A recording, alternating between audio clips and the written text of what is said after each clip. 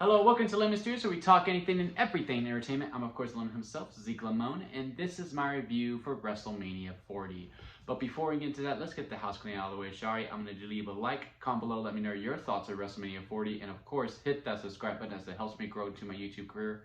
I would greatly appreciate it. And someone else who would also appreciate it is someone that you probably just saw their butt walk off camera, and that is my dog Crash, because he gets a treat for every subscribe, or an extra treat. He gets treats regardless, but he gets more if you hit that subscribe button. So help him finish the story and hit that subscribe button.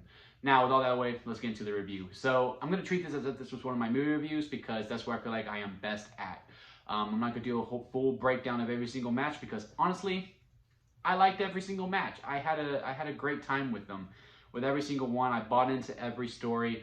Besides the Philadelphia street fight, and that was probably the match that shocked me the most out of both nights, because I really didn't think it was going to amount to anything, and all it did was just like, well, you know what, that turned out to be fun. Snoop Dogg's commentary had a big part in that. But still a fun match at the end of the day. So the main thing people want to talk about is, well, which night was better? And I gotta tell you, to me, they were both pretty equal. For the most part, but out of the two, I probably enjoyed night 2 a little bit more, because one, I mean, the Cody versus Roman main event is like match of the year. Like, for someone like me who's more invested in story as to, you know, just moves for moves' sake, not that there's anything wrong with that. I'm just more of, you know, why is this person punching that way, or something, you know, just narrative. Like, I like my matches with narrative, as opposed to, all right, we're going to do a bunch of cool moves. Which, again, there's a place for that. It's just not really my forte. That match was nearly perfect for me. And also, I got into wrestling in 2007 because of The Undertaker. And the dong, or the bell, whatever you want to call it, is so iconic to me. And I do feel like that was originally Stone Cold's place. But I got to tell you, hearing that, to help with what is to me the greatest story WWE has ever told, really, really kind of made me emotional. I ain't gonna lie to you. It really holds a special place in my heart. But yeah, I give the edge to night 2, because one, I just feel like the matches have more oomph. They were all given a lot more time to me personally, and just, you know, you just felt the hits a little bit more. Out of all 6 matches on night 2, the weakest was part of the Philadelphia street fight, but still was a very fun match at the end of the day. Had a lot of fun with AJ versus LA. Drew versus Seth was one of the best openers ever, where it was just essentially just a finisher off. That is perfect for what you want to do with an opener, because you just want to get everyone's blood pumping. And also very happy for Damian finally getting his moment and cashing in and becoming world champion. I'm really excited to see how that goes. I wonder if they're going to do kind of what Evolution did to Randy Orton tonight, where they kick Damian out. But they all seem so happy. So I think we're going to go the long route with it too. But I do think we're building up to that Damian versus Finn feud. If it's for the belt or not. Because I do believe Drew re-signed. I haven't read if he has re-signed. If he didn't, he's a free agent now, which I do think is a big miss for WWE. But I do think we're probably heading towards a triple threat with Damian, Drew, and Seth at Backlash and fronts. And I think that's an easier way to like keep the story progressing and keep the belt on Damian, because I do think they're going to do the slimy heel champion now with him, now that Roman is no longer champion. But yeah, great opener. Great first half, ended great with AJ versus LA. I liked the second half too, enjoyed the triple threat quite a bit. I thought it was a lot of fun. Speed showing up was interesting, but Randy Orton destroying him was great. And then Io and Bayley, which arguably could have main evented night 1 if the night 1 main event didn't exist. There was definitely an argument for it. It was a great story, and it was a great moment, and the crowd was really behind Bayley. Probably could have done without, you know, singing the Bayley chant consistently throughout. Like, look, I love a hot crowd, and I love that chant. It's one of my favorites. But it was like the whole entire match was like, well, you know, do some other cheers, guys. Do the "Let's Go Bailey, Bailey Sucks," you know, instead of just singing the song. But, you know, that's nothing on the performance. That's more on the crowd. And I'm really glad that she finally got her moment. And then night one was also fun. I mean, the weakest match overall, I will agree with most people, is probably Jey Uso versus Jimmy Uso. And that was probably expected.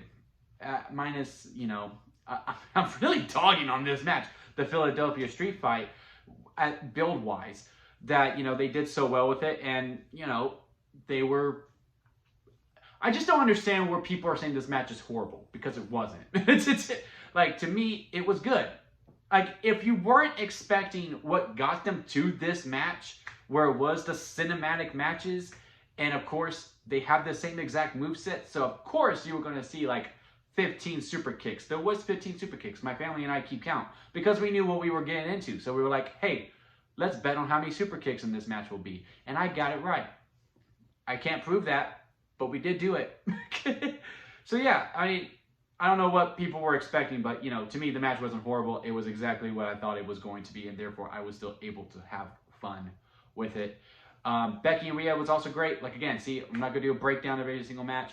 To me, it all comes down to those two main events with, you know, Cody and Seth versus Rock and Roman, and then Cody versus Roman as well, because, again, it was the greatest story they've ever told. I can't wait to see Wednesday about, you know, the whole behind the scenes of how it came to be and all that. And hopefully, you know, they're truthful with it. But this whole thing with Cody finishing the story and Roman finally, you know, the reign's finally over. And the fact that it comes down to 10 years ago with, you know, Seth donning the Shield gear, which, look, everyone already admitted, we all thought it. We all thought, if we put logic completely out the door and thought Jon Moxley came back for a cameo, I was like, I don't know when Triple H and Tony Khan did this, but I am in. But no, it was just Seth. And the fact that it comes down to, because Roman has the match won, despite John Cena, despite The Undertaker showing up. He had the match won, he had the chair, and he even looked at Cody. But his hate for Seth and betraying the Shield was so strong that he hit him instead. And it ultimately became his undoing, and Seth was right. Ultimately, he was Cody's Shield. Was just, to me, beautiful, and it really rewarded me for being a fan. And, you know, I was saying this to someone else, like, look, it's almost impossible to, you know, say a Mania that you watch at home is your favorite of all time when you've been to some in person, because there's nothing like going to an event in person. It is amazing. The electricity, the atmosphere, everything is absolutely phenomenal. And my brother was saying that too at our party too, because he's not the biggest wrestling fan, but he's gone to some shows. He goes, dude, there's nothing like it. He was telling other people who don't really watch wrestling, who just come, you know, just to hang out and, you know, watch the biggest show of the year, goes, dude, there's nothing like it. It is truly the most, one of the best experiences ever. And I got to say, this really was probably the greatest WrestleMania of all time. Like, to me, this was my favorite because they did it. And WrestleMania 40 to me is so good that it retroactively made WrestleMania 39 better. Because I like WrestleMania 39 overall, I just didn't like the ending. I was willing to give them a chance, and then with this whole Rock stuff coming out, I was like, man, they really messed up WrestleMania 39. But no, now that we did this and the story is finished and we can finally move on to the next book, the sequel, to me, it was just Doom Part 1 and Doom Part 2, where they just go together so entirely well. And I'm just excited, and I'm excited to go on this ride with y'all, as I am going to be doing reviews for every weekly show in the premium live event moving forward, hopefully, you know, God willingly, as much as I go, as long as I can do this, and I do feel like there is an audience for it. But yeah, let me know what y'all's thoughts on WrestleMania 40. Are you in the same boat as me, where like, yeah, no, this was the greatest Mania of all time, every match delivered, or do you see it a different way? Are you someone who, you know, didn't like the Twins match? I did like it. I do agree it was probably the weakest match out of the whole entire weekend, but I still had fun with it. Let me know y'all thoughts, comment below, and of course hit that subscribe button. I'm going to hit a lot more wrestling, and if you're also into movies, hit that subscribe button as well, or television, because I do reviews for all that as well. Still got to do my Invincible review. My dog's giving me looks, so I'm going to go ahead and wrap this up, and until next time, guys, I'll see you later.